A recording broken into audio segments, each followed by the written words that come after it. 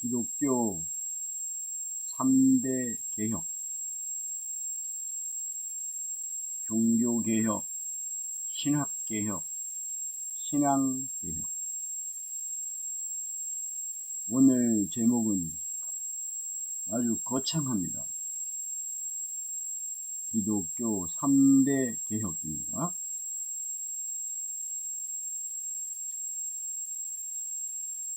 이번 달 고린도 후서와 갈라디아서인데요. 오늘 마지막으로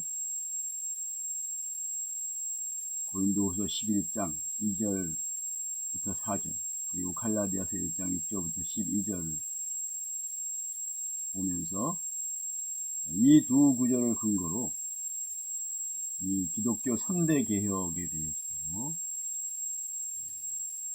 요점만 간단하게 제시하도록 하겠습니다. 우리의 신앙 전반에 걸친 우리가 과연 우리 신앙이 성경적인 신앙인가, 아니면 성경에서 벗어난 뭔가 변질된 타락한 그러한 신앙인가, 이러한 부분을 오늘 살펴볼 것입니다. 고린도 후서 11장 2절부터 4절 먼저 보겠습니다.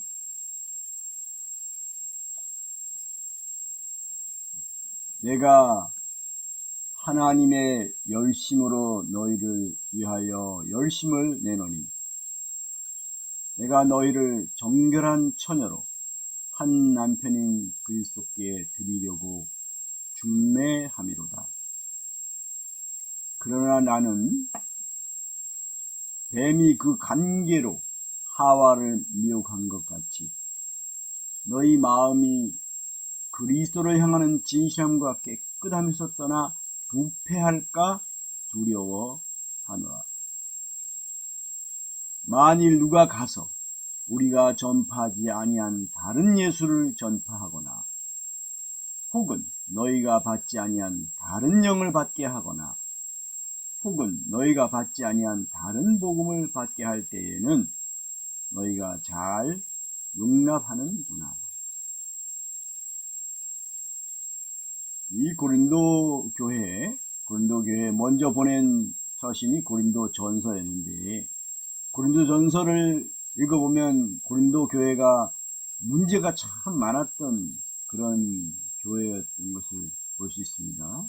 그런데 고린도 후서를 보게 되면 그때 고린도 전서에 사도 바울이 써서 보냈던 그런 많은 그런 문제들이 해결된 것으로 보여요.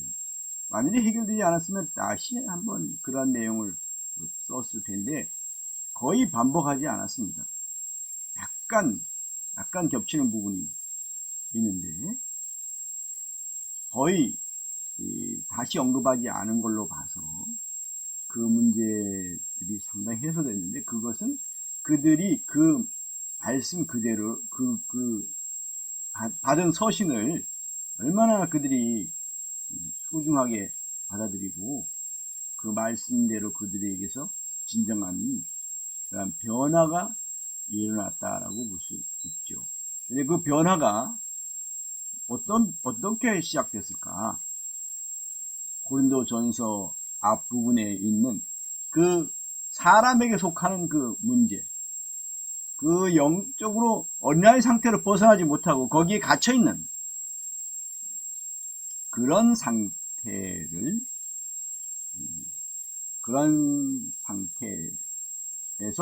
그들이 벗어났다는 것을, 그래서 그 많은 문제들이 그 말씀이 그들 속에 역사되어서 그런 많은 문제들을 그래서 벗어날 수 있었다, 그런 걸 해결받을 수 있었다라고 보는 것이죠. 그런데 고린도 후서를 또 읽어보면 고린도 교회에 그 전에 문제 말고 또 다른 문제들도 그들 속에 있었던 것을 볼 수가 있습니다. 그것이 아마 그 바로 고린도전서를 보내고 나서 고린도후서를 바로 보낸 것 같지는 않고 얼마의 기간이 지난 후인데 그 기간에 또 생긴 문제일 수도 있는데요.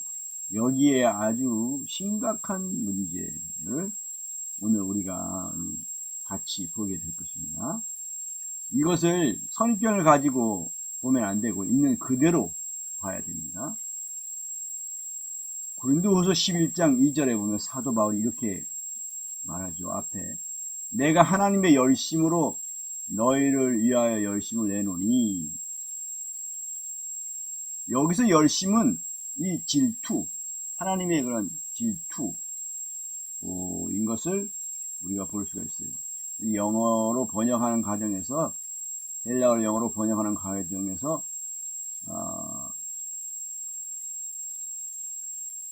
젤러시로 번역하기도 하고, 젤러시로 번역하고, 젤러스로 번역하기도 하고, 그렇게 돼서 이게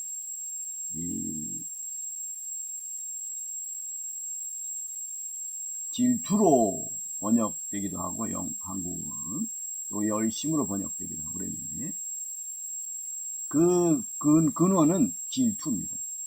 이 어원은 내가 하나님의 열심으로, 질투로 너희를 위하여 질투하노니. 이 열심이 어떤 열심이냐? 질투하는 그런 열심이라는 것이죠. 왜 질투를 하냐 이거죠. 하나님, 그러니까 사랑해야 될 것을 사랑하는 게 아니라 하나님보다 다른 것을 더 사랑하는 것이죠. 그러니까 한 남편인 그리스도보다 다른 남자를 더 사랑하는 이런 문제가 발생됐다 이것입니다. 그럼 그게 무슨 뜻인가? 내가 너희를 정결한 처녀로 이 순결을 지켜야 되는데 그렇지 못한 것입니다. 뭔가 세상과 벗된 것이 하나님과의 원수됨을 알지 못하느냐, 간음하는 여인들이요 그랬거든요. 여기 야고보서 4장에 보면. 그러니까 영적인 간음을 행하는 거예요. 간음하는 여인들이요. 그게 뭐냐? 세상과 벗된 것이, 세상과 벗이 되고자 하는 것. 하나님과는 원수가 된다는 것이죠. 하나님과 재물을 겸하여 섬길 수 없는 이런 것인데, 이제 여기서 이 순결을 말하는 거예요. 순결을 잃어버릴 수 있다는 거예요. 내가 너희를 정결한 처녀로 한 남편인 그리스도께 드리려고 중매함이로다 했는데, 한 남편인 그리스도, 신랑이시지만 또 남편이신 그리스도께 드리려고 어떻게 하느냐, 중매함이로다 했는데, 여기 이거는 드린다는 것은 이게 약혼시킨다는 거예요. 약혼. 여기는 이건 이제 약혼하고 결혼하고 다릅니다. 예수 그리스도와 약혼은 예수님을 믿는 그 순간 약혼하게 되는 거예요. 지금 그러면 우리는 무슨 상태냐? 예수 그리스도와 영적으로 약혼한 상태입니다. 약혼자들이에요. 그러면 파혼될 수도 있어요. 결혼은 언제냐? 예수님이 재림하셔서 그때 공중에서 주님을 영접하게 되는데, 그때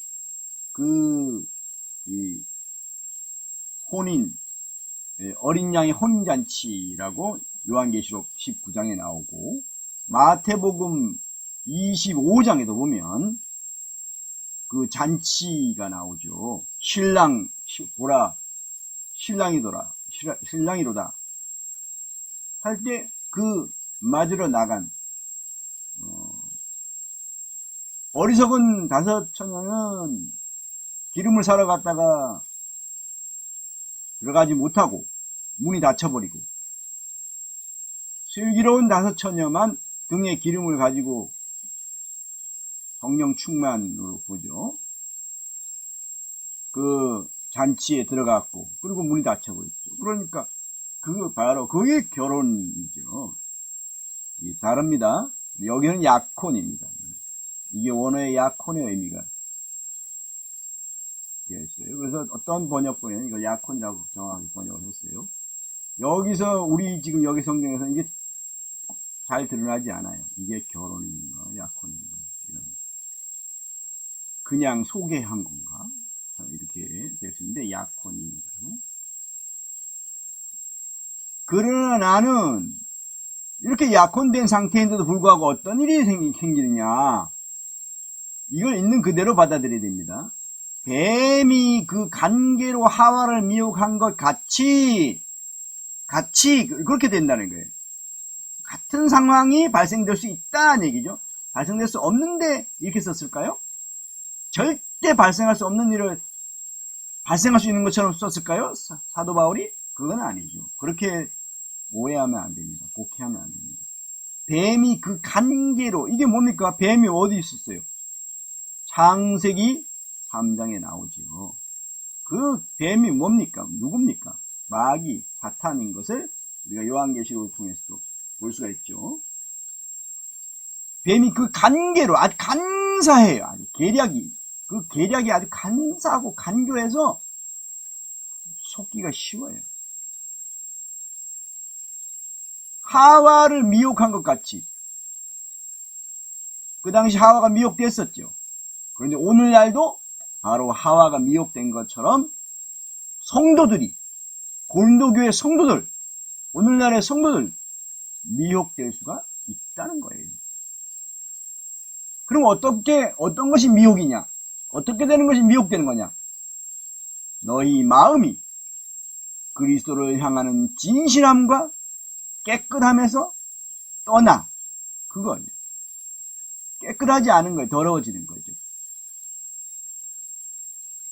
그냥 예수님 믿는 것은 내 어떤 인생의 무슨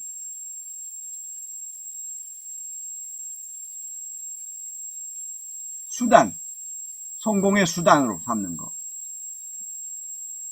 종교적인 만족, 그것으로 끝나는 거. 이런 게 그런 것이고요. 또 성경대로 하지 않고 다른 걸 가지고 완전히 무슨 새로운 종교를 만들어버린 거죠. 카톨릭 보십시오. 그거는 완전히 다른 종교가 되어버렸어요. 성경에 있는 그 기독교 종교가 아닙니다. 그 신흥 종교, 새로 완전히 신종 종교예요. 그래서 종교 개혁이 일어났죠. 하나님이 그렇게 루터를 사용하셨다고 우리는 믿습니다. 너희 마음이 그리스도를 향하는 진실함과 깨끗함에서 떠나. 도덕적으로만 그런 것이 아니라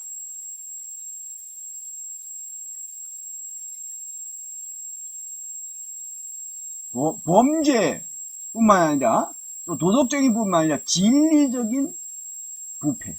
이것이 또 영적인 부패. 이것이 이제 심각한 거예요. 진리적인 부패, 영적인 부패. 떠나게 되는 거죠. 그리스도 안에 거해야 되는데, 그리스도 안에 들어왔는데, 믿음으로. 그 다음에 또 떠나게 되는, 계속 거하지 않는 이런 문제. 요한복음 15장에 그런 내용이 나오죠.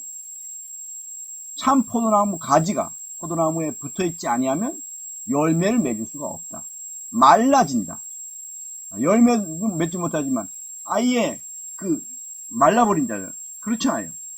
요즘 그런 이제 이 삽목을 조금 하고 있는데 이것이 이 접목이 되는 부분에 있어서 제대로 붙지 않고 뭔가 이렇게 떠져 있다. 이게 바람에 흔들린다.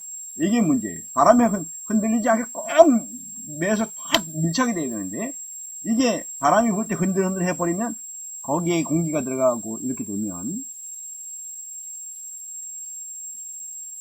말라져요. 말라서 그걸 병은 떼내죠. 그럼 뭐 필요합니까? 아무 소용도 없는 거예요. 네, 그렇게 될 수 있다는 거 예수님이 경고하셨죠. 그 제자 되는 말씀이에요, 그게. 부패할까 두려워하노라. 이 부패, 타락 할 수 있어요. 타락할 수 있다, 교회가. 요한계시록 2장 3장에 보면 교회들이 그 에베소 교회, 그 에베소서를 읽어보면 에베소 교회가 얼마나 대단한 교회였습니까? 그런데 그 교회도 타락하는 것을 볼 수 있어요. 그러나 모든 교회가 다 타락했던 것도 아니고, 타락하지 않고 보존된 자신을 그리스도 안에 지킨 그러한 교회들도 있습니다. 서머나 교회나 빌라델비아 같은 교회들. 그 사도 바울이 보세요. 부패할까 두려워한다. 그럼 절대 부패하지도 않는데 부패할까 두려워한다면 사도 바울은 아주 우스운 사람이 되는 겁니다. 그렇게 생각하면 안 돼요. 영생은 잃지 않지만 이렇게 될 수가 있다는 거. 이게 부패하고 타락하게 되는 일들은 있다는 것입니다. 요한복음 10장에 보면 영생을 얻었으면 영원히 멸망하지 않는다는 말씀이 분명히 나와 있잖아요. 28절. 요한복음 10장 보겠습니다. 그런데 이것을 너무 확대 적용하면 안 돼요.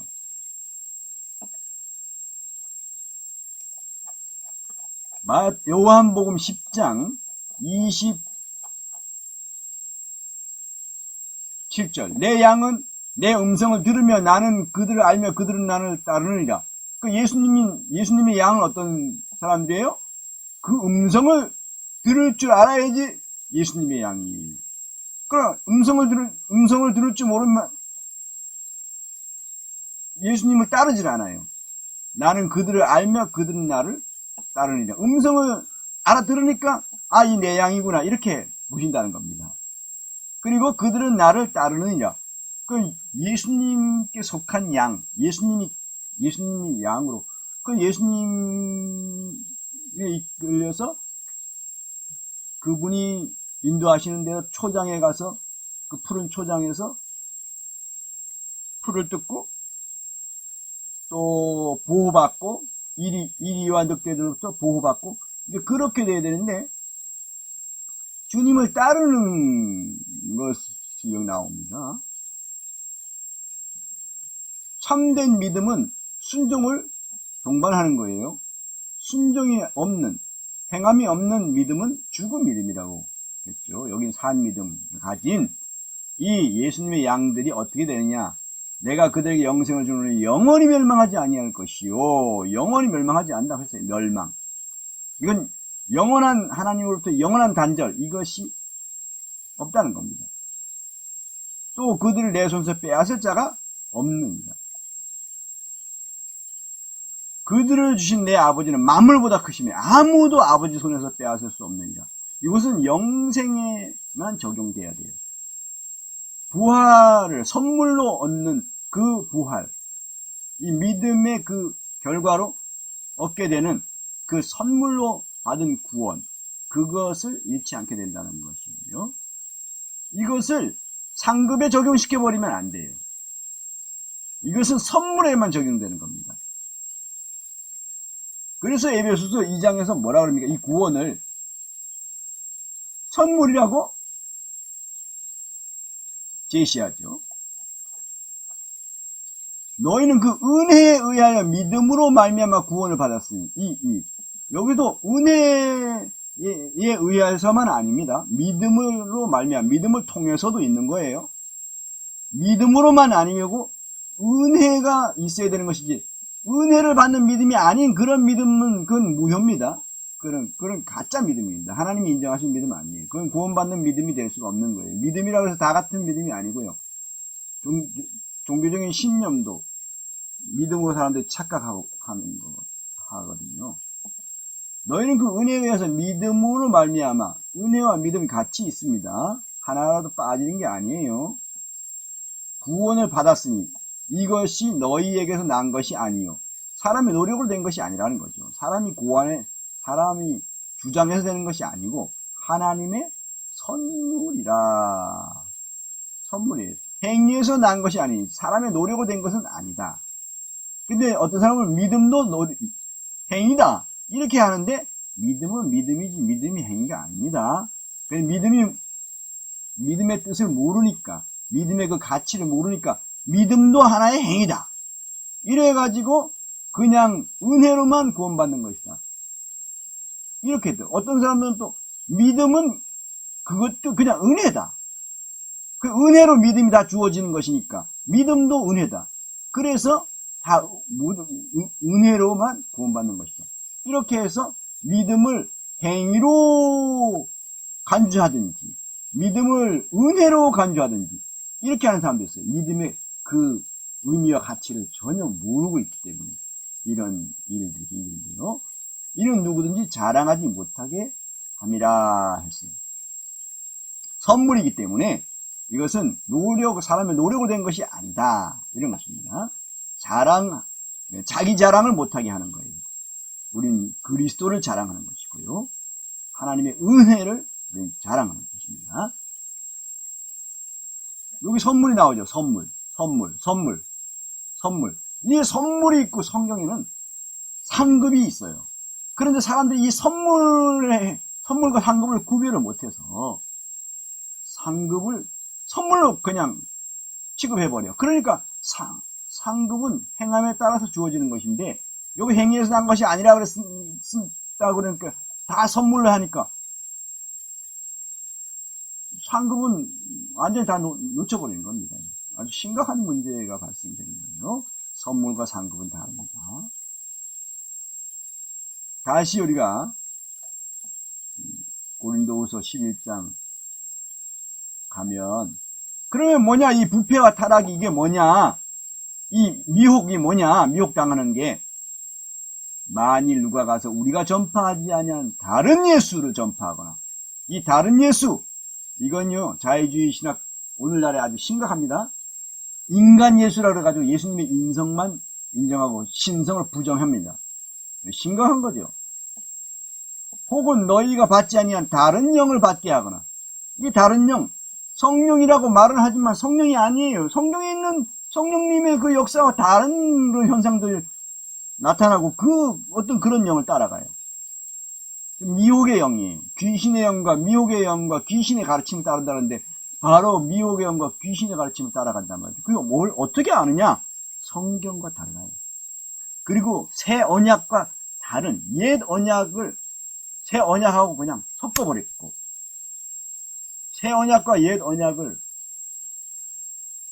구별하지 않고 섞어버리고 그럼 결국은 뭡니까? 새 언약의 일꾼이 아닌 거죠. 근데 자기네들은 성경적이라 그래. 구약에 있다고. 그러나 새 언약 예수 그리스도의 십자가에서 끝난 것들 그것을 받아들이질 않아요. 인정 안 해요. 그냥 안 끝났다 아직도. 그거 다 하나님 주신 것인데 이런 식으로.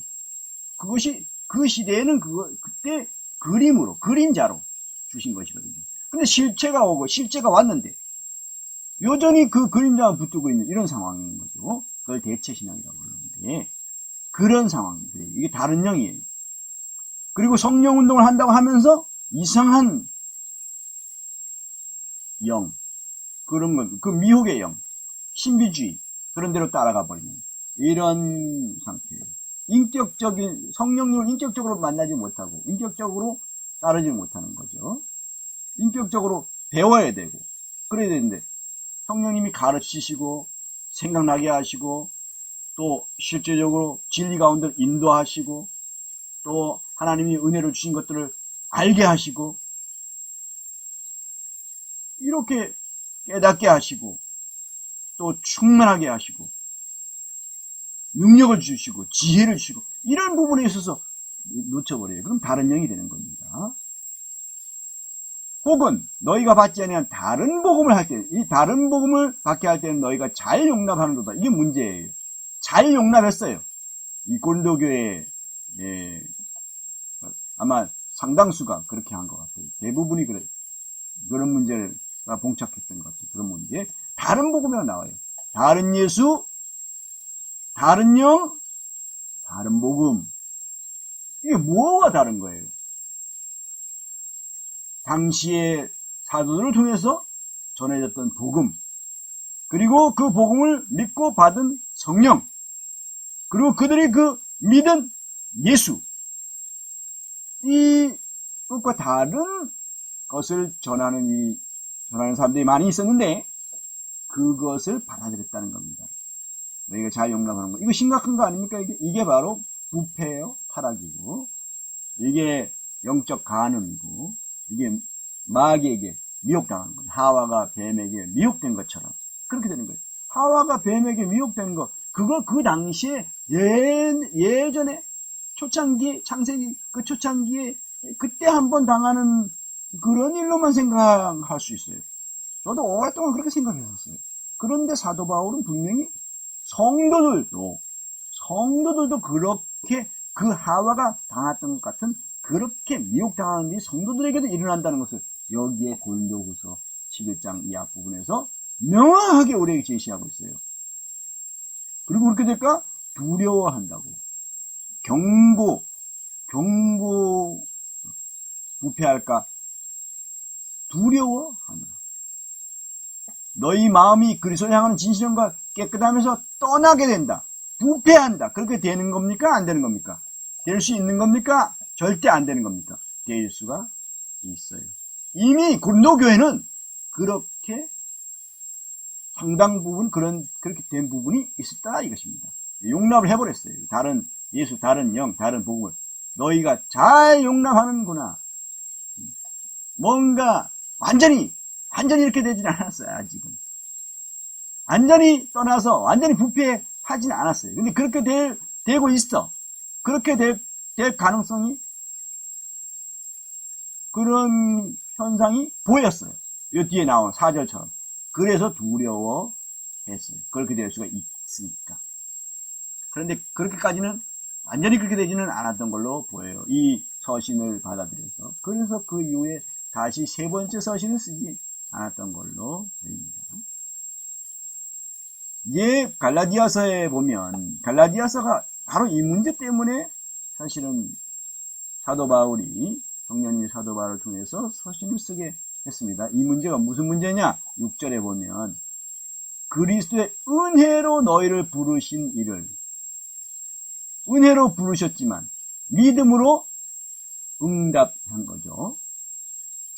이같이 속히 떠나 다른 복음을 따르는 것을 내가 이상하게 여기고, 여기 다른 복음이라는 게 나오죠. 그럼 이 다른 복음이라는 것이 이 당시만 그런 것이 아니라 오늘날에는 더더욱 다른 복음이라는 것이 있겠죠. 이 복음을 변질시키고 변형시키고 교묘하게 이렇게 되는 거예요. 이상하게 여긴다. 이상하다. 어찌 복음을 다른 복음을 따라가냐. 그럼 이 사람들이 갈라디아 교회 성도들이 아니에요. 성도들이에요. 성령을 받은 사람들인 것을 우리가 알 수가 있어요. 3장에 보면 3장 3절과 5절 보면 이 사람들이 성령을 분명히 받은 사람들이에요. 그러니까 하나님 인정하신 믿음으로 믿었던 거죠. 그리고 그들이 믿었던 복음은 올바른 복음이었고 의의 복음이었고 그리스도의 복음이었어요. 그런데 그 복음을 놓쳐버렸어요. 거짓말에 속았어요. 미혹됐어요. 그래서 이렇게 다른 복음은 없나니 다만 어떤 사람들이 너희를 교란시킨 거예요. 전파 교란하듯이 교란하여 그리스도의 복음을 변하게 하려 합니다. 이 변질시켰습니다. 그럼 오늘날 그리스도의 복음이 변질된 상태로 있느냐 아니냐? 네, 변질되어 있어요. 어떻게 변질되어 있냐?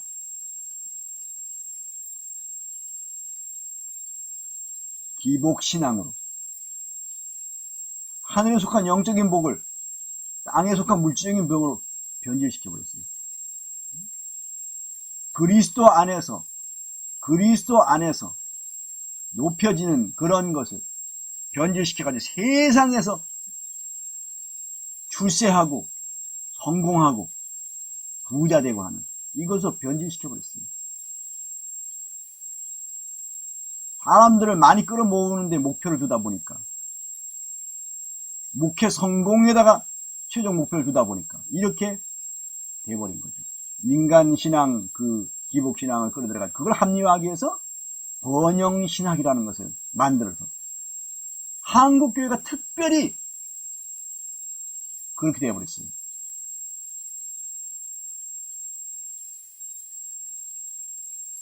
더 한국교회는 이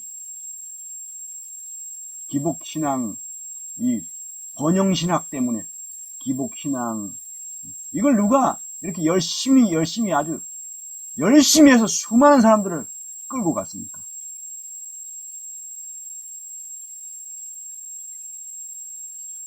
이름만 대면 다 알 수 있는, 기독교인이라 그러면 모르는 사람이 없을 정도의 유명한, 한국 기독교에서 가장 유명한 사람이었던, 지금은 이미 소천해서 지금은 이 땅에 있지 않지만, 조용기 목사라는 순복음교회, 그 사람이 아주 이 기복신앙을, 삼박자 구원이라 해가지고 기복신앙을 엄청나게 그 사람이 강조하고, 많은 사람들이 거기에 동조해서 그거 미혹돼서 끌려갔었죠. 불교에도 구원이 있다고, 심지어는 그렇게 종교 다원주의를 주장하고 했던 이런 사람, 이렇게 그 한 예일 뿐이고요, 그 영향을 받아서 수많은, 한국에 있는 수많은 목회자들과 성도들과 교회들이 기복신앙에 빠져버렸어요. 다 그렇지는 않습니다.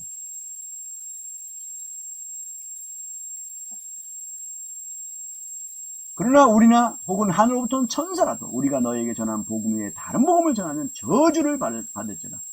다른 복음을 전하면 어떻게 된다고요? 저주를 받는데, 이 저주가 뭡니까 이게?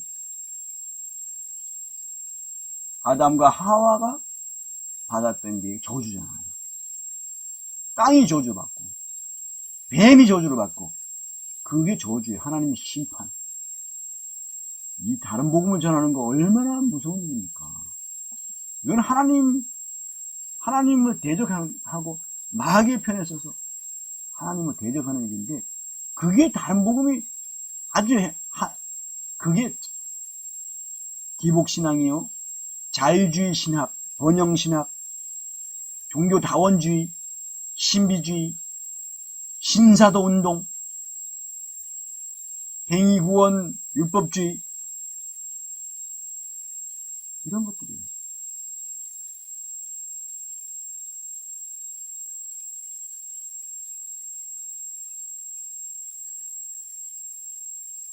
우리가 전에 말할 거니까 내가 지금 다시 말하노니, 다시 말했어요.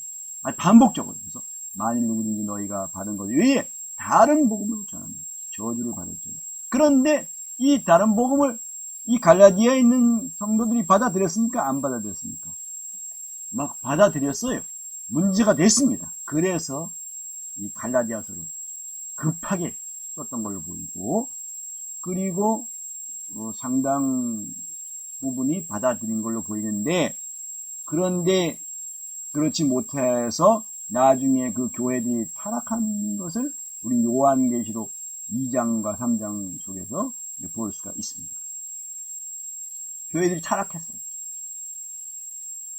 여기는 돈을 사랑하고 세상을 사랑하고 자아를 사랑하고, 그것이 결국 그 길로 죄와 육체, 자아, 세상, 마귀, 돈, 이런 대로 결국에는 사망에 빠지게 된 것이죠. 그렇게 끌려가 버렸습니다.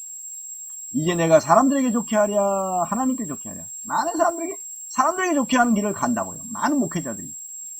그 문제가 되는 거예요. 사람들에게 기쁨을 구하랴. 내가 지금까지 사람들의 기쁨을 구하였다면 그리스도의 종이 아닙니다. 신학자들과 목회자들, 오늘날의 신학자들과 목회자들이 예수님 당시에 그 서기관들과 바리새인들, 그 길을 따라갈 수가 있어요.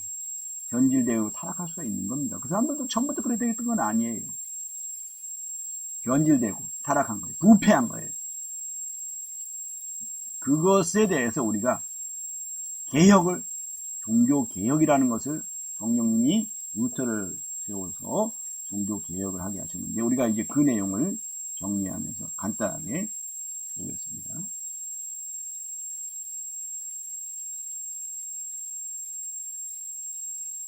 이 부분을 보기 전에 갈라디아서 5장 보겠습니다. 더 보고 보겠습니다. 율법 안에서 의롭다함을 얻어야 하는 너희는 그리스도에게서 끊어지고 은혜에서 떨어진 자로다. 이 율법이 뭐가 있냐? 그 할례, 여기서 할례라고 했어요. 우리가 성령으로 믿음을 따라 의의 소망을 기다리는 그리스도 예수 안에서는 할례나 무할례가 효력이 없을 때 사랑으로서 역사하는 믿음뿐이라 했어요. 근데 이 할례를 난지 8일 만에 받는 거거든요. 어렸을 때.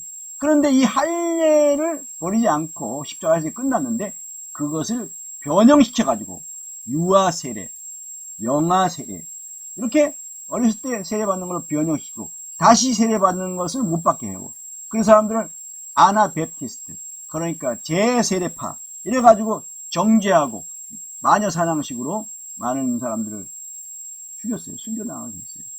누가 그랬냐?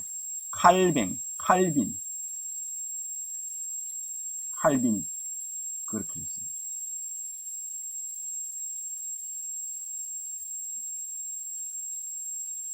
오늘날 유아세례 하지 말아야 됩니다. 그걸 또 뭐 그냥 하나님께 드리는 것이지 뭐 헌화식이다 뭐 이런 식으로 해가지고 조금 말 바꿔가지고 하지만 실제로는 그거는 할례에서 가져온 거예요. 그거 버려야 됩니다. 믿고 나서 세례받는 게 맞아요. 그리고 또 그 세례도요. 표면적 할례가 아닌 것처럼 로마서 2장에 있는 대로 표면적 세례가 아닌 거예요. 참된 세례는 이면적인 세례인 거예요. 마음에 하는 세례가 진정 마음에 받는 세례가 참된 세례인 것이죠. 또 표면적 유대인이 아니라 그랬어요. 그럼 오늘날은요. 표면적 기독교인이 아닌 거예요. 참된 그리스도인이 아닌 거예요. 그럼 뭐냐? 이면적 유대인이다. 이면적 기독교인이 참된 그리스도인인 것입니다. 이면적이 뭡니까? 내적으로 그런 것이에요. 마음이 그러해야 된다는 겁니다. 그런데 겉에 표면에 할례를 가져와 가지고 약세로 변형시켜서 유아세례를 줬다? 그건 결국엔 할례를 그걸 가져온 거예요. 버리지 않고. 십자가에서 끝난 겁니다. 이건 심각한 거죠. 그것은. 그리고 적은 누룩이 온 덩이에 퍼진다. 이거 심각한 거잖아요. 그리스도 율법 안에서 그리고 이런 식으로 할례를 받는다든가 이렇게 안식일과 안식교 같은 쪽에 안식일과 절기들을 또 지킨다든가 절기 또 뭐 또 만들어 가지고 추수감사절이니 뭐 부활절이니 또 만들어 가지고 그런 절기를 다 폐했었어요. 근데 그걸 다시 만든다? 성탄절 이런 거 다 만드는 거잖아요. 어디 성경에 있습니까? 없어요. 그렇게 율법 안에서 의롭다함을 얻으려 하는 너희는 어떻게 돼요? 그리스도에게서 끊어지고 은혜에서 떨어질 것이다. 이미 떨어졌어요. 왜? 이렇게 하기 때문에. 이걸 받아들였어요, 이미. 어떤 사람들은. 그런 사람들은 이미 그리스도에게서 끊어졌어요. 요한복음 15장처럼. 은혜에서 떨어졌어. 이것은 더욱 큰 은혜를 말하는 거죠. 구속의 은혜. 더욱 큰 은혜를 야고보서 4장에 보면 그런 내용이 나옵니다. 심각한 거죠, 이거? 이게 보통 일입니까, 이게? 그리스도에게서 끊어지고 은혜에서 떨어진 자가 되는 것. 이런 일들이 일어나지 않는데 일어난다고 사도 바울이 말했다고요? 그렇게 하면 그거는 사도 바울보다 더 자기가 더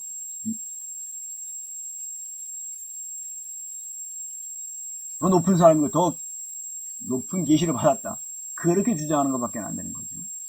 보겠습니다. 기독교 3대 개혁이라고 좀 제목을 거창하게 달았습니다. 그럼 뭐냐 3대 개혁이? 종교개혁, 그 다음 신학개혁, 신앙개혁 이렇게. 첫째 루터를 통한 종교개혁이 있었어요. 그건 뭐냐? 전승이 있었어요. 이게 뭐냐면 성경 말고 지금 그 외경이라고 말하는 그 있어요. 지금 로마 가톨릭 천주교는 그 7가지 그 그것 전승을 외경이라는 것을 더해버렸어요.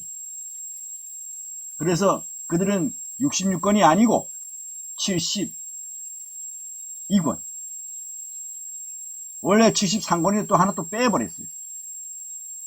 그래서 72권, 어떤 사람은 73권, 막 그래요. 그런 거, 이 전승 그거 받아들이면 안 되죠. 성경 딱 66권. 그 다음에 신학. 그 당시에 이제 오리겐을 통해서 그 내려오던 학문 중심적인 신학. 이렇게 철학과 혼합된 이런 그러한 신학들. 순수 신학 말고, 성경적인 신학 말고, 학문적인 그런 신학. 이런 거. 그 다음에 전통 많이 만들어졌어요. 이교들, 다른 종교들에서 따온 거 많아요. 뭐 묵주를 굴리는 거, 이런 거 많아요. 또 소위 성직자 해가지고 그 사람들은 결혼하지 못하게 하고 이런 것들 다 성경에 없는 거예요. 그럼 다른 데서 따온 거죠. 우리. 마리아를 성모해서 어머니 하나님으로 하는 거, 그 다 다른 데서 그 여신을 믿는 그 종교에서 그 다 가져온 거예요. 이게 다 전통들이에요. 전통을 성경적이지 않아요. 이거 아닌 성경의 절대 권위. 성경에 없는 건 다 버린다. 이것이 루터. 그리고 칼빈도 그러한 입장을 따랐었죠. 스티븐글리 이런 사람들. 성경의 절대 권위, 성경의 절대 권위를 갖고 교황도 여기에 다른 걸 하면 안 된다. 교황청에서 뭔가 다른 거를 뒤집으면 안 된다. 성경에 없는 걸 만들면 안 되고 성경에 있는 걸 빼도 안 된다. 그거거든요. 요한계시록 22장 18절 19절에 보면 여기 기록된 이게 요한계시록만을 볼 수 있지만 성경 맨 끝에 있는 책이고 이것이 성경 전체의 내용을 특히 신약 있는 것을 우리가 확인할 수 있는데 그러면 1차적으로는 요한계시록이에요. 2차적으로는 신약 성경 전체예요. 또 3차적으로는 구약의 39권을 포함하는 거죠. 그것에 더해서도 안 되고 거기서 빼서도 안 된다. 그겁니다. 이게 종교개혁의 정신이에요. 가장 큰 거예요. 그런데 그 당시에는 뭡니까? 그 성경 66권 그거 외에 다른 것들을 성경과 대등하게 또는 더 높게 더 권위 있게 그렇게 받아들이는 그 타락이 있었어요. 거기서 종교개혁이 일어난 거죠.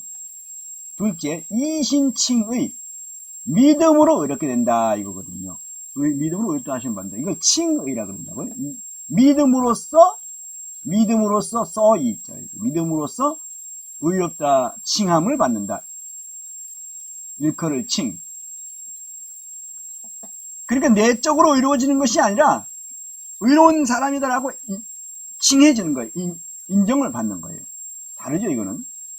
그 사람이 그래 실제 삶은 그 인격과 삶이 그렇게 의롭지는 못하더라도 그리스도 안에서 그리스도를 옷 입고 그렇게 칭의를 얻는 것을 가르칩니다.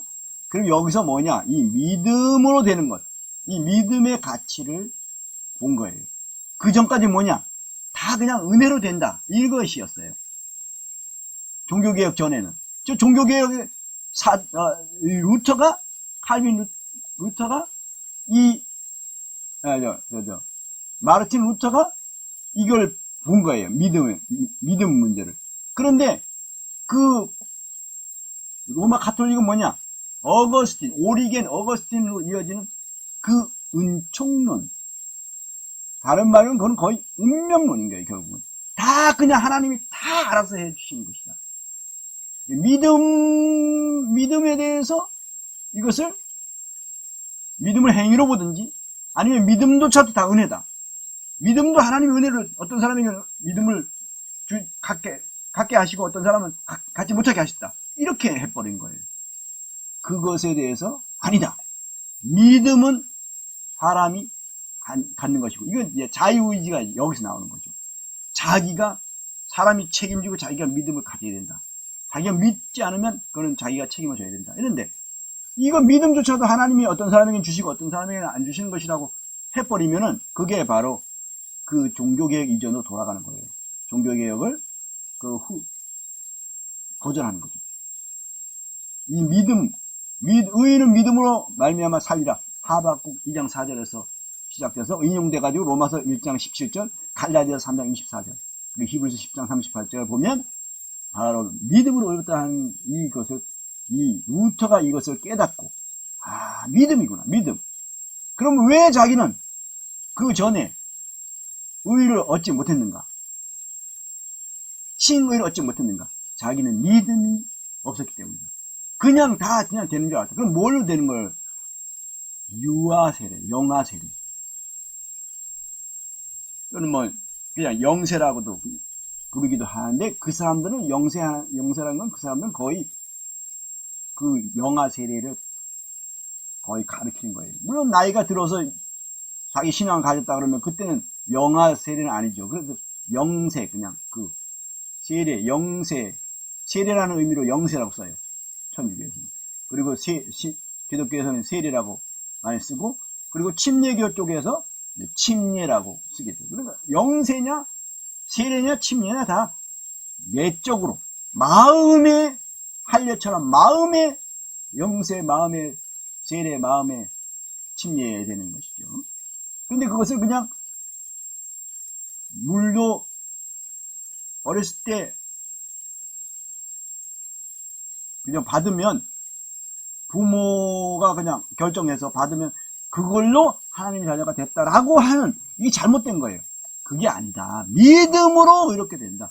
이것이에요. 근데 이것이 퇴색돼버리고 이것을 사람들이 이 가치를 몰라요. 개신교라 그러고 기독교를 하면서 이것에 대해서 놓쳐버려요. 여전히 극단적인 예정론, 결국은 운명론, 이중예정, 천국 가는 것도 지옥 가는 것도 다 창세전에 다 개별적으로 다 예정돼 버렸다. 이렇게 그게 운명론이잖아요. 결국은 그걸 아직도 주장하고 있어요. 많은 기독교 안에서 많은 사람들이, 많은 신학자들이, 많은 목회자들이 그렇게 주장하고 가르쳐요. 그럼 잘못된 믿음이에요. 그거는. 그런 사람들은 이 의롭다함을 얻는 믿음이 없는 거예요.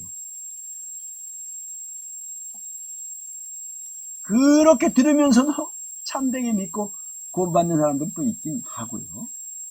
전혀 없다 이거 아닙니다. 이단들은 아주 그런 걸 완전히 부정해버리죠. 또 기독교에 대해서 완전히 부정해버리는 거예요. 자기네들만 바른 길을 간다라고 주장하는, 그게 이단들 특징이에요. 자기네들에게만 구원이 있다, 자기네들만 참된 교회다, 이런 주장. 자기네들이 전하는 복음만 진정한 복음이고 자기네들이 가르치는 것만 진리다, 이런 식으로 그 이단들의 특징입니다. 그런데 정통교단이라 해도 이렇게 잘못될 수가 있다는 거, 이거 심각한 걸 알아야 됩니다. 심각성을 알아야 돼요. 이신칭의 중요합니다. 이거 알아야 돼요. 야, 이거 이렇게 중요한데 내가 몰랐니? 이렇게 돼야 돼요. 이게 이런 뜻이구나, 이렇게 가치 있었고 이렇게 대단한 것이고 이렇게 귀한 것이었구나. 그 다음에 만인 제사장직, 이건 베드로전서 2장 9절에 보면 너희는 왕같은 제사장들이다 했어요.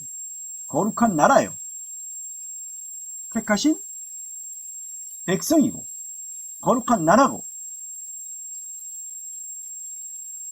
왕같은 제사장들, 로열 프리스트후드, 그러니까 왕가의 제사장들이에요. 왕가, 예수님은 왕의 지파인 유다 지파에서 나신 분이거든요. 그러면서 대제사장직은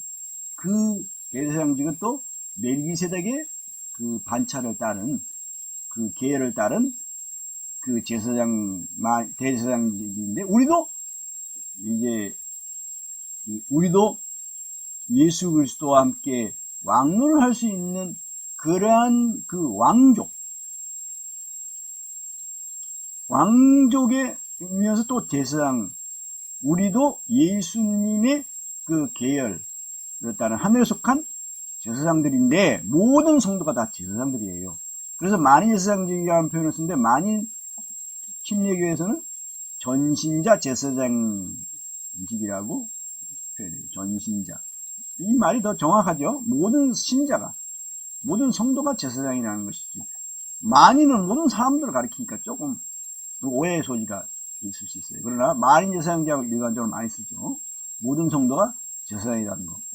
그런데 이건 이름만 남았지 실제로는 그 의미는 다 퇴색되고 또 상실되고 하는 걸 볼 수 있는데, 축도권, 특별히 목사가 아니면 축도를 못한다. 이거 뭐예요? 목사들만 특별 제사장, 그런 거예요. 성도들은 제사장이 아니라고 말하는 거나, 그러면 성도들이 다 제사장이라 그러면 그 축도권만 소유한 목사들은 대제사장이라는 얘기가 되는 거예요. 또는 대제사장과 제사장들 중간에 특별한 어떤 계급이 되어버린 거예요. 이것이 결국 예수님의 유일 대제사장직을 부정하든지 모든 성도가 제사장이 되었다는 것을 부정하든지 둘 중에 하나가 되어버리는 겁니다. 그래서 축도권을 버려야 되는 거예요. 성의 집정권, 목사가 아니면 전도사들은 못한다. 그 장로들은 못한다. 이렇게 해가지고 집사들은 못한다 해서 성의 집정권을 독점하게 되는데, 그 과거에 이걸 천주교 사제 신부들이 했던 것을 오늘날 목사들이 그걸 하면 안 되는데, 이걸 끝냈는데 이걸 다시 가져와가지고 그렇게 하는 사람들이 있어요. 성의 집정권. 그러니까 세례를 준다든가 또는 성만찬, 만찬 예배를 집전한다든가 이거 하는 것을 목사들만 하고 전도사들이나 이런 사람들은 못한다. 장로들도 또 어떤 데는 또 장로가 할 수 있다 하는데 교파들도 있지만 이런 식으로 돼버린 거. 이게 만인 제사장직을 상실하고 거부한 거예요. 또 성령님께 직접 성령님께 직접 배우지 못하고 오직 설교를 통해서만 배우게 한, 이거 잘못된 거예요. 그 다음 설교권, 이거 잘못된 거예요. 그리고 여기 하나 더 축도권하고 비슷한 건데, 기도. 직접 이 사도들 성 베드로니, 성 바울이니 이런 식으로 해가지고 성인들 그런 사람들이나 또는 또 마리아, 성모라 하는 마리아를 통해서 기도가 해야 된다는 그 중간자, 그리고 거기에 사제, 이 신부, 이런 교황, 이런 또 다른 중보를 놓는 거, 이게 잘못된 거예요. 그래서 유일한 중보이시며 대제사장이신 예수 그리스도, 그분 외의 모든 인물, 마리아라든가 그 다음 그들이 성인, 원래 단수로 앞에 대문자 쓰고 세인트, 이거는 성경에는 없어요. 비성경적인 거예요. 소문자로 써가지고 세인트 해서 성도라는 거, 그것밖에 없어요. 성경에 성인 없어요. 근데 이 사람들은 끝에 s를 떼고 복수를 떼고 단수로 만들어가지고 개별, 어떤 사람은 성인이라 해가지고 추앙을 해요. 추앙하는데 그 사람들을 신격화해요.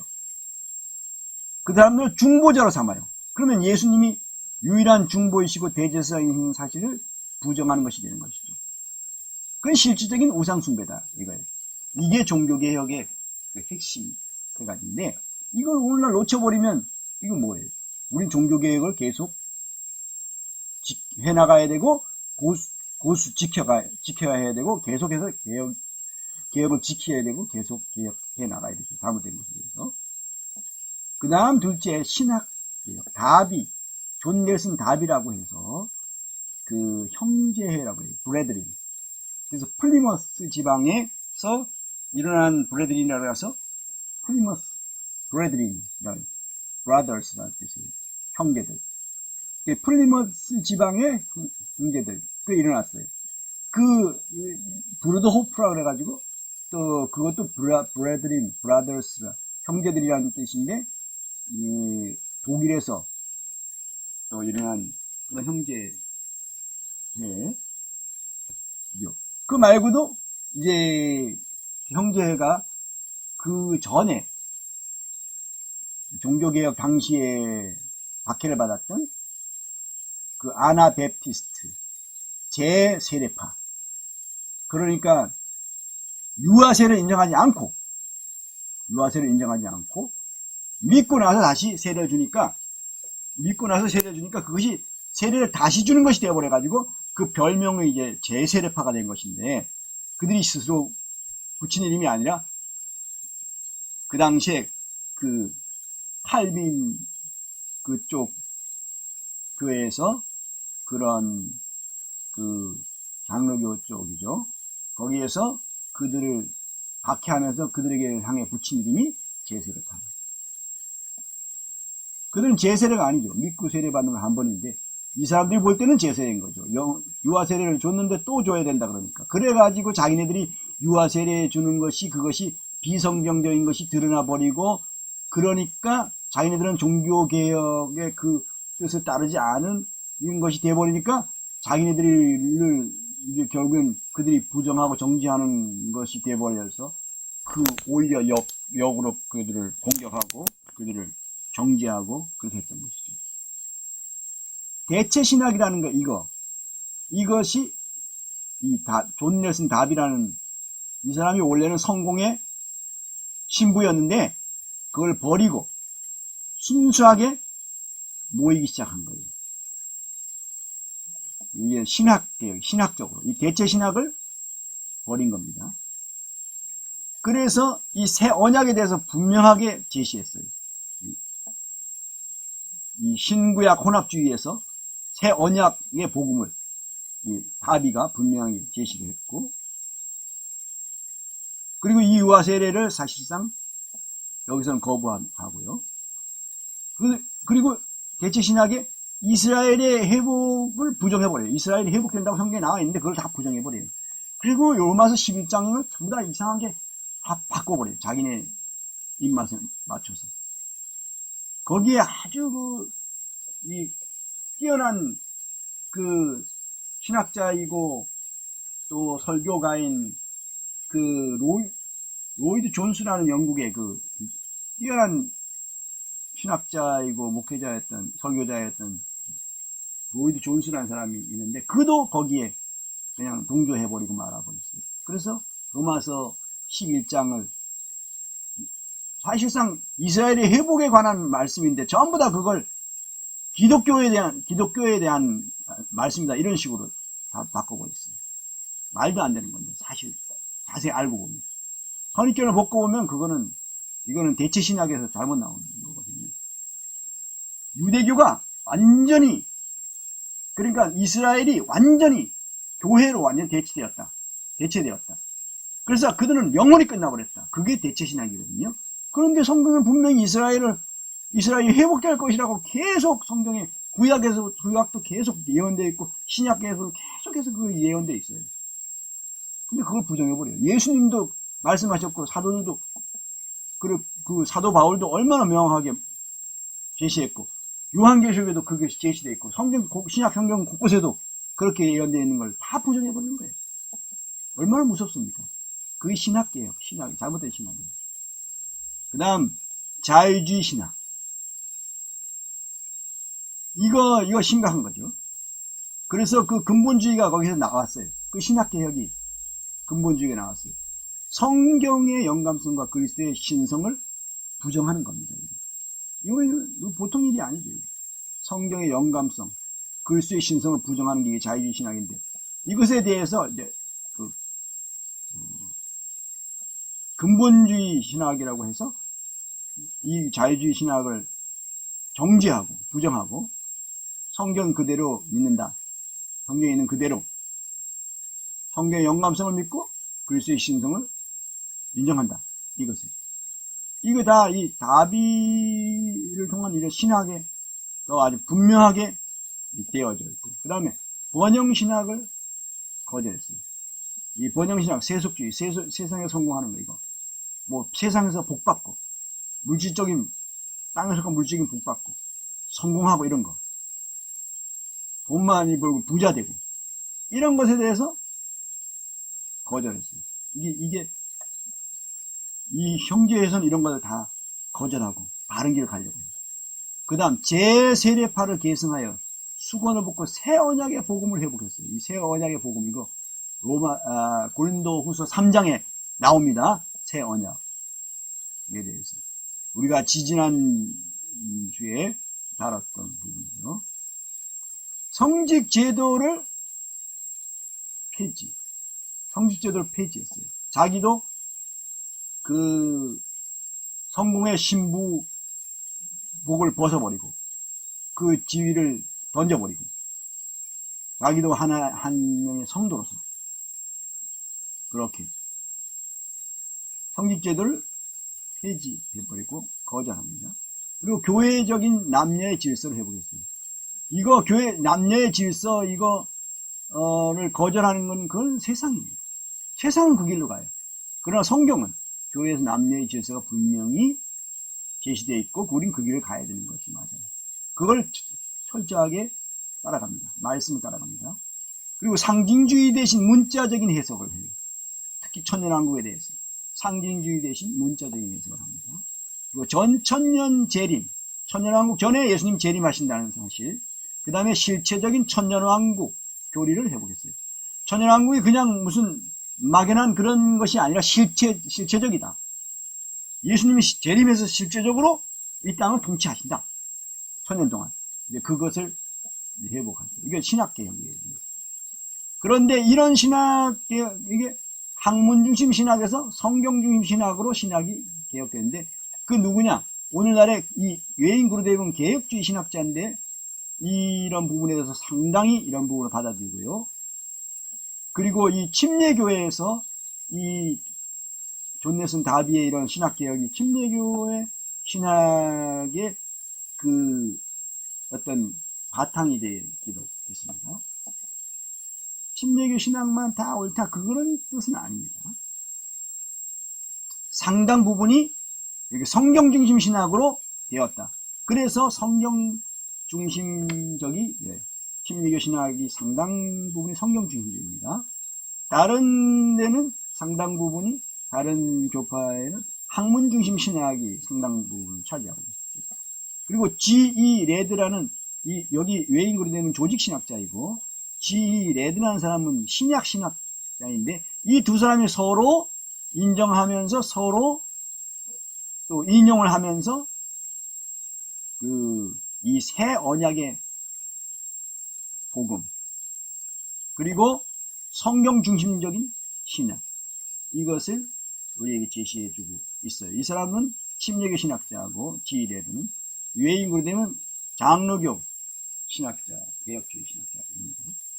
그래도 그들의 신학은 이렇게 신학 개혁인 것을 볼 수가 있어요. 특히 이 외인 그루데이브의 신학은 상당히 성경 중심적이면서 다른 교파에서 제시된 이런 신학들이 성경적인가 아닌가를 따져서 성경에 비춰서 성경적이면 받아들이고 성경적이지 않은 것은 거절하는 그런 태도인 것을 우리가 확인할 수 있어요.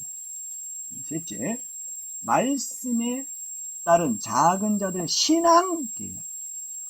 이게 신학하고 신앙하고 신학이 굉장히 중요합니다. 이 신학이 잘못되면 신앙이 잘못되거든요. 신학이 올바르면 신앙도 같이 올바른 신앙이 되기 때문에 신학개혁이 아주 중요합니다. 그리고 이 신학은 이 종교개혁에 따라가야 되는데, 종교개혁, 이건 완전히 다른 종교가 되어버리는 이런 상황인 것이고요. 그래서 종교개혁, 신학개혁뿐만 아니라 신앙개혁이 되어야 되는데, 이제 신학책에 보면 자세히 나와 있지 않은 이러한 내용들이 있어요. 그것을 우리는 신앙이라는 표현을 써 신앙개혁이라고 한 것인데, 이런 겁니다. 첫째, 은혜와 믿음. 우리가 처음에 성경 구절을 읽었는데, 에베소 2장 8절 9절 보면, 너희가 그 은혜에 의해서 믿음으로 말미암아 믿음을 통해 구원을 받았나니 했어요. 구원을 얻었다. 그러면 은혜와 믿음이 같이 있는 것인데 어떤 사람은 이 믿음을 빼버려. 믿음을 그것도 행위다 그래. 행위라 그래. 행위에다 포함시켜버려. 그러니까 믿음으로 구원받는다면 뭐 행위로 구원받느냐? 사람이 어떻게 믿냐? 사람이 완전 시체인데 사람이 어떻게 믿냐? 믿을 수가 없다. 시체가 어떻게 믿냐? 이런 식이에요. 잘못된 거예요. 믿음의 가치를 몰라요. 그리고 이 양심이라는 거 그것도 다 부정해버리는 거예요. 사람이 완전 시체가 됐다고 영적으로 하나님과 그 사망이라는 것은 죽었다는 것은 하나님 생명이신 하나님과의 단절을 뜻하는 건데 그걸 완전 시체가 된 걸로 보니까 양심도 없고 또 믿음의 기능도 갖지 못한다라고 보는 거죠. 이건 잘못된 겁니다. 그래서 완전히 은혜로만 되었다 하니까 결국은 운명론으로 된 거예요. 어떤 사람은 천국 가기로, 어떤 사람은 지옥 가기로 하나님이 다 개별적으로 다 예정해 놓으셨다. 여기까지 가버린 거예요. 극단적인 예정론. 이건 운명론이에요. 그 믿음이 잘못된 거예요. 신앙이 잘못된 거예요. 하나님의 말씀에 대한 이 해석이 잘못되다 보니까 신앙도 잘못돼 버린 거죠. 분명히 이 믿음의 이 중요성에 대해서 성경이 얼마나 많이 말하고 있는데 이걸 다 눈 감고 가고 성경을 이걸 다 눈 감아요. 빨간 안경을 쓰고 보면 빨간 것이 하나도 안 보여요. 그렇게 돼버린 거죠. 선입견을 가져보는 거죠. 이게 잘못된 겁니다. 믿음이 얼마나 중요한데 여기 보세요. 구주와 주 예수님을 믿되 구주로만 믿는 사람이 있어. 아주 이기적인 신앙이에요. 근데 주로 믿어서 그분께 순종하고 복종해야 되는데 절대적으로 그렇게 안 해. 자기 이런 것만 쏙 빼. 구원받는 것만 받아들여.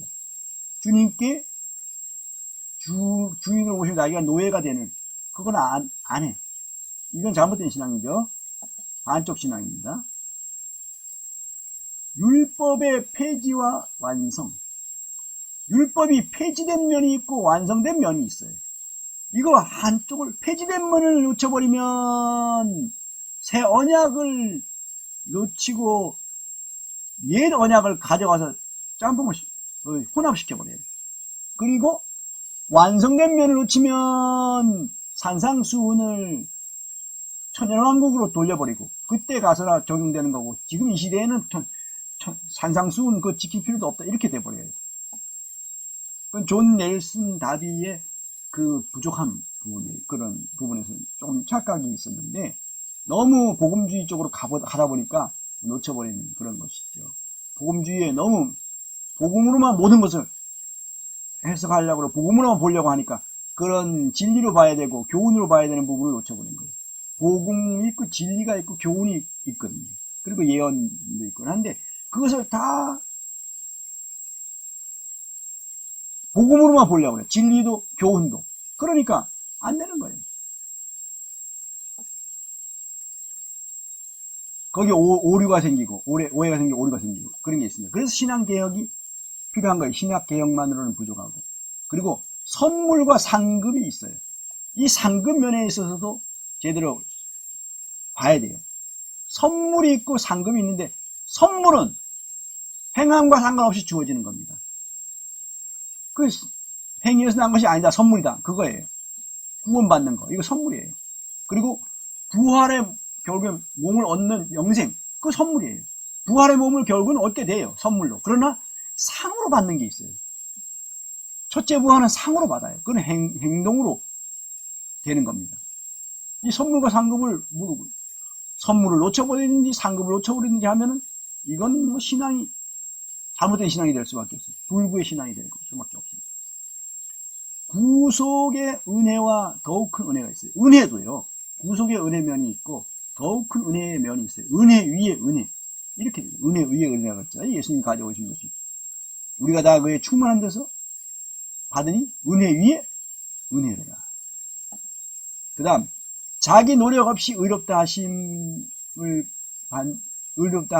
은혜를 받는 믿음. 은혜를 받는 믿음. 믿음이 없으면 은혜를 못 받아요. 은혜는 그냥 객관적으로 그냥 있는 것이지 내게 적용되려면 믿음이 있어야 되는 거죠. 믿음이 없이는 은혜가 나에게 은혜되지 못합니다. 그냥 일방적으로 주어지는 게 아니에요. 은혜는 구속의 은혜도요. 그걸 분명히 알아야 됩니다. 자기 노력이 없이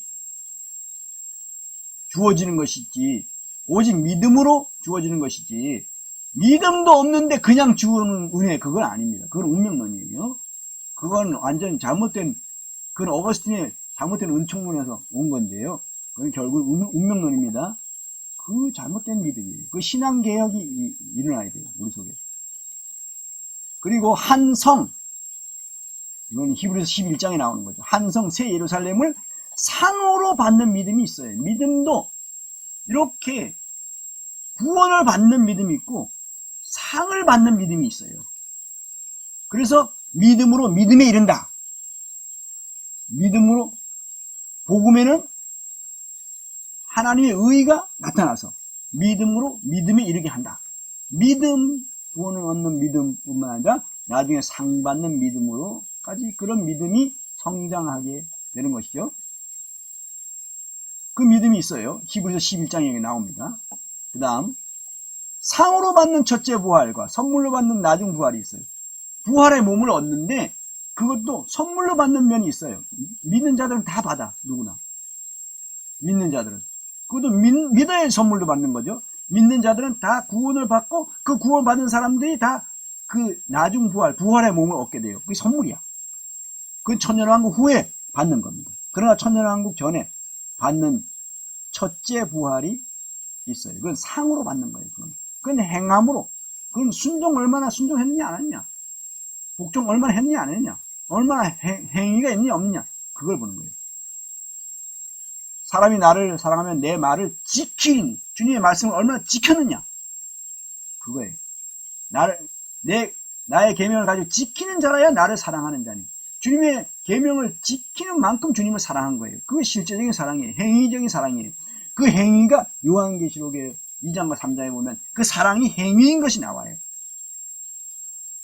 처음 사랑을 보냈다 해놓고 처음 행위를 가지라 그래요. 바로 그런 행함의 사랑인 것을 알 수 있죠. 행동하는 사랑, 행동으로 나타나는 사랑. 이것은 상으로 받느냐 선물로 받느냐, 이 부활의 부분도 몸의 부활도 다릅니다. 어린 양 예수 그리스도와 약혼과 결혼이 있어요. 모든 참된 그리스도인들, 그리스도 안으로 믿은, 그리스도를 구주로뿐만 아니라 주로 영접한 그런 사람들.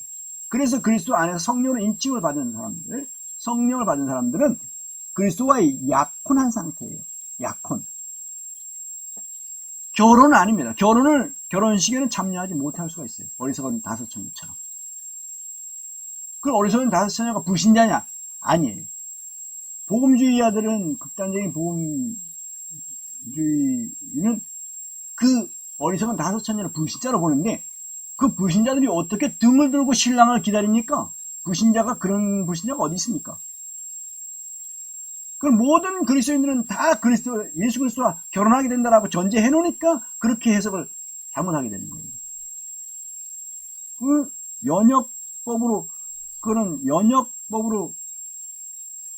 연역식으로 그걸 해석해야 될 부분이 아니라 그것은 귀납식으로 해야 되는 거거든요. 귀납식으로. 이 내용을 가지고 결론을 얻는 식으로 가는. 그런 귀납식이 연구가 해석이 돼야 되는 거예요. 이건 분명히 다릅니다. 약혼과 결혼. 이건 신앙의 문제예요. 신학의 문제도 물론 되지만은, 신앙, 개혁에 이런 걸 넣었습니다. 그리스도 안에서, 이거는 아주 너무 중요한 부분이에요. 계속 그리스도 안에 거해야 되는 문제가 있어요. 그 다음에 성령님을 따라서, 성령님을 놓치면 안 돼요.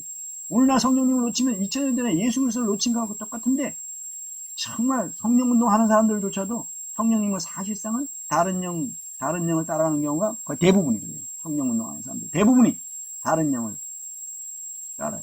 성경에서 계시된 그 성령님이 아니에요. 요한계시록 14장부터 16장에 계시된 그 성령님이어야 되는 거예요.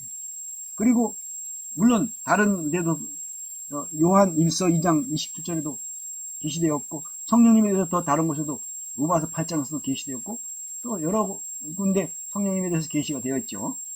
그 인격적이어야 되고, 그리고 영적이어야 되고, 그리고 아주 실제적이어야 되는데, 너무 신비적인 은사, 그 다음 무슨 귀신 쫓아내는 그런 어떤 능력, 이런 데 신비적인 쪽으로만 가버렸어요. 그러다 보니까 성령님을 다르게 믿는 거예요. 2000년 전에도 그 그리스도 메시아를 기다리는 사람들이 메시아에 대해서 믿었었어요. 그러나 그들은 그 메시아를 올바르게 믿고 기다렸던 그 예수님의 그 제자된 사람들, 빌립, 나다나엘, 안드레, 베드로, 요한, 이런 사람들, 야고보, 이런 사람들 하고 또 사마리아의 수가성 사람들, 이런 사람들은 메시아에 대한 바른 지식을 따라서 바르게 그 메시아를 기다렸기 때문에 그 메시아를 제대로 만났던 거예요. 오늘날 그런데 그 서기관들과 바리새인들은 잘못된 지식을 가지고 있었던 거예요. 그럼 어떤 지식이냐? 자기네들이 생각할 때 재림하시는 그리스도와 초림의 그리스도를 섞어버렸어요. 그 사람들은. 오늘날 마찬가지로 성령님에 대해서 신비주의 은사와만 연결해서 하는 사람들은 성령님에 대해서 완전히 왜곡된 그런 지식을 갖고 있고 잘못 갖고 있고, 그러다 보니까 제대로 체험을 할 수가 없어요. 성령님을 따라서 열매 맺고 하는 게 안 되고, 은사뿐만 아니라 열매도 중시해야 되는데 성령님이 주신 은사만 가고, 그것도 신비적인 은사, 방언, 예언, 무슨 입신, 이런 부분만 계속 거기만, 축기, 신유, 방언, 통역, 이런 것만 하다 보니 그런 쪽 하다 보니까 성령님을 결국은 반쪽도 안 되는 성령님, 완전히 왜곡된 그런 성령님을 따르게 된다 이것이죠. 그러니까 사실 성령님을 놓쳐버리는 거예요. 성령님을 따르지 않아요. 그러니까 근데 성장하지 못해. 맨날 그 어린아이 짓 같은 이상한 그런 것만 계속 하게 되는 겁니다. 말도 안 되는 뭔가 이상한 그런 성령님을 빙자해가지고 이상한 것만 하는 거예요.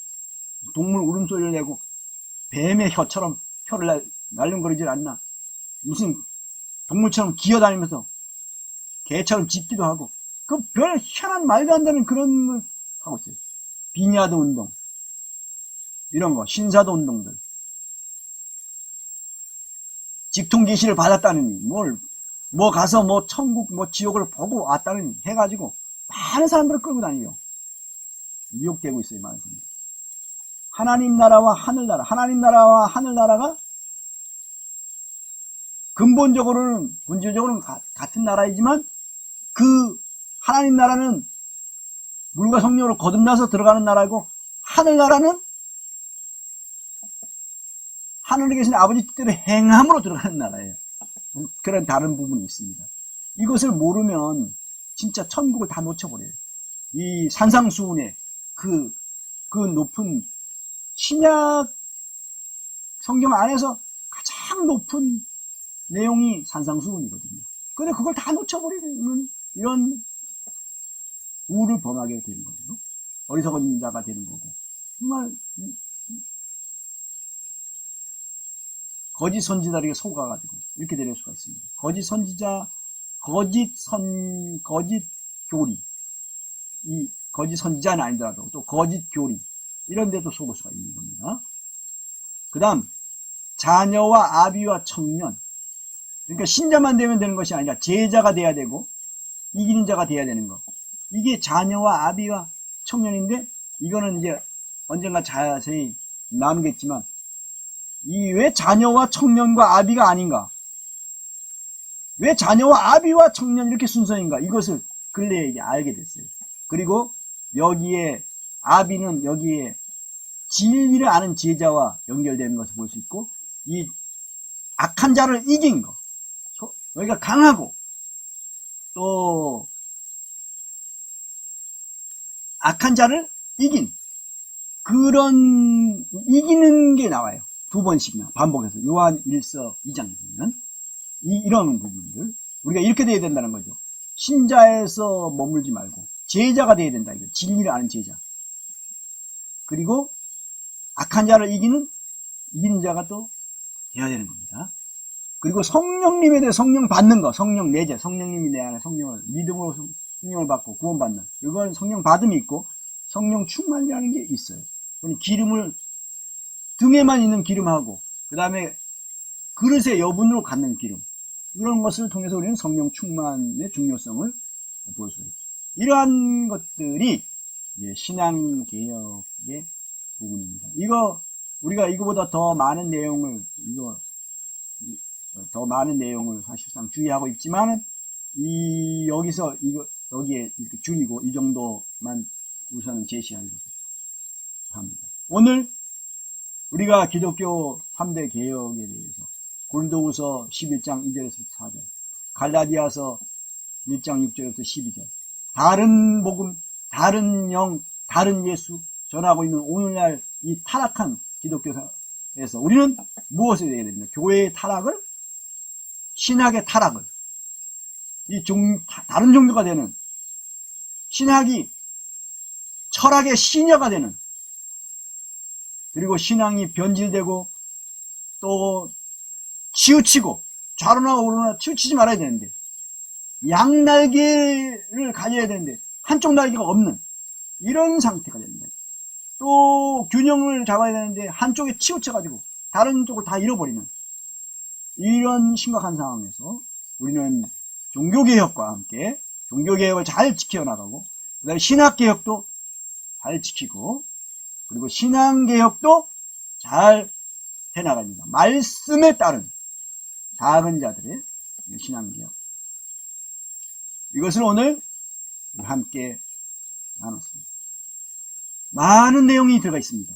이것을 다 한꺼번에 소화할 수는 없지만 하나하나 다시 한번 이 부분에 대해서 성령님 앞에 나아가서 이 내용을 다시 듣든지, 또 여기 핵심적인 내용만 보면서 확인하든지 하면서 진정한 유익을 얻게 되기를 바랍니다. 주님께서 도와주시기를, 우리와 이런 것을 깨닫고 실제로 이 길을 걸어갈 수 있도록 도와주시기를 기도드립니다.